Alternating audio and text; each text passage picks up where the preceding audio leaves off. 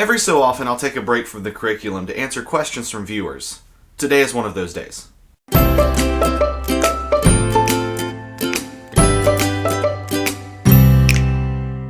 So today's question is, do you have any tips for sight singing? Sight singing is something that every musician has to do, whether you're a vocalist or an instrumentalist, whether you're a music major or you're just a hobbyist. Everyone has to look at a sheet of music for the first time at some point.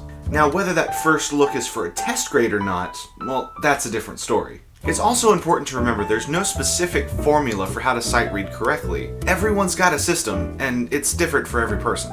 That being said, here are some tips that help me sight read better. First, figure out what key and time signature you're in.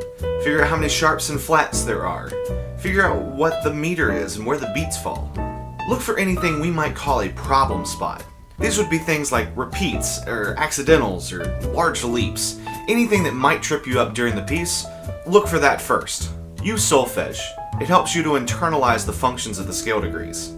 Start off by singing an arpeggio within the key, and then remember in your head where do, mi, and sol are.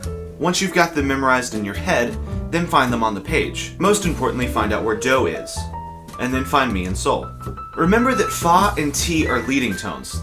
They're very close to the notes they lead to. Count off a full measure before beginning. This helps you to establish meter and pulse.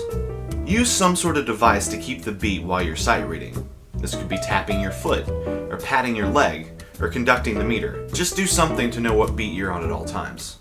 It might sound odd, but the most frequently missed note is the same note twice in a row. Don't let that trip you up. It's the same note.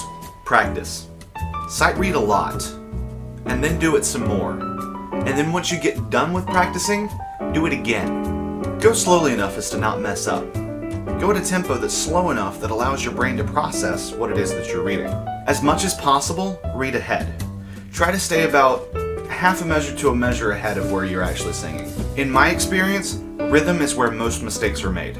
Sometimes, if you happen upon a really difficult interval, it's best to intentionally miss it in order to not destroy your sense of tonic. As hard as it will be, stay in time. Don't go back to fix your mistakes. It'll only mess you up more. Memorize what certain intervals sound like. For me, it's most helpful to remember a song that has that particular interval, such as the Wedding March is a perfect fourth, or the Star Wars theme song is a perfect fifth. Sight singing becomes a lot about muscle memory, as a lot of music is, so memorization can help greatly. However, make sure to not create bad habits, as they're more difficult to break than they are to create. So that's pretty much what I've got. Like I said, it'll be different for everyone, so if this doesn't work for you, don't scream at me. But at least in my experience, these are some things that help me when I'm looking at a piece of music for the first time. Leave any questions you have in the comments, and they'll probably be answered here on 2 Minute Music Theory.